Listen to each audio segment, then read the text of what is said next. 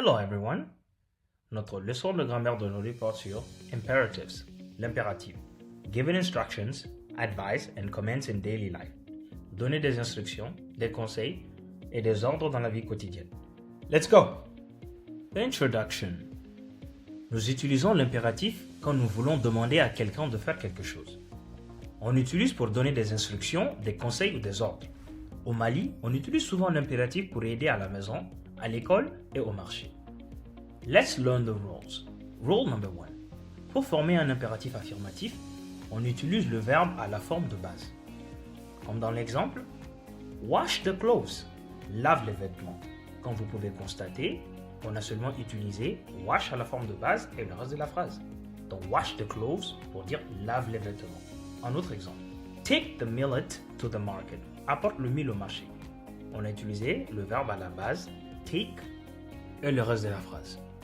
Et toutes ces deux phrases sont impératives et on n'a pas besoin du sujet.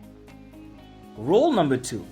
Pour former un impératif négatif en anglais, utilisez don't devant le verbe à l'infinitif.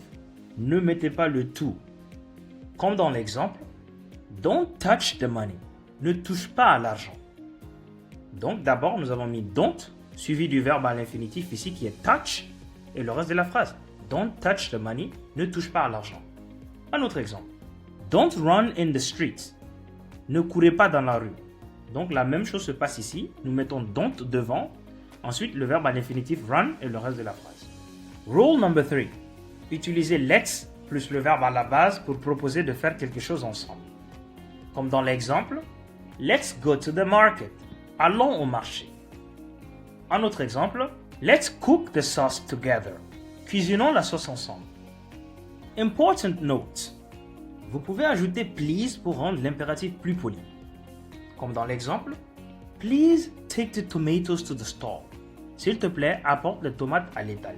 C'est aussi possible de mettre please à la fin de la phrase. Take the tomatoes to the stall, please. Examples. Ici, nous allons voir un impératif positif, ensuite un impératif négatif, ensuite une suggestion avec let's. Pour the tea carefully. Verse le thé avec précaution. Don't spill the tea. Ne renverse pas le thé. Let's serve the sugar too. Servons aussi le sucre. Next. Wash the onions. Lave les oignons. Don't touch the money. Ne touche pas à l'argent. Let's pack the peanuts together. Emballons les arachides ensemble. Next. Cut the tomatoes into small pieces. Coupe les tomates en petits morceaux. Don't burn the sauce. Ne brûle pas la sauce. Let's cook the sauce together. Cuisinons la sauce ensemble. Next. Sweep the courtyard. Balaye la cour. Don't throw the trash on the floor. Ne jette pas les déchets par terre. Let's clean the kitchen together. Nettoyons la cuisine ensemble. Next. Open your notebook. Ouvre ton cahier. Don't shout in class. Ne crie pas en classe. Let's read the story together. Lisons l'histoire ensemble. Reading. Helping her mother. En train d'aider sa mère. Aminata helps her mother at their small market stall in Bamako. Aminata aide sa mère dans leur petit étal au marché de Bamako. Her mother says, sa mère dit, Aminata, wash the onions. Aminata lave les oignons. Cut the tomatoes into small pieces. Coupe les tomates en petits morceaux. Pack the peanuts in small bags. Emballe les arachides dans de petits sachets. Take the basket to the front of the stall. Prends le panier et mets-le devant l'étal.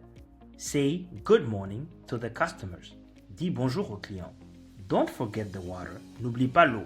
Aminata follows the instructions carefully. Aminata suit soigneusement les instructions. She washes, cuts and packs everything. Elle lave, coupe et emballe tout. She takes the basket to the stall and greets the first customers.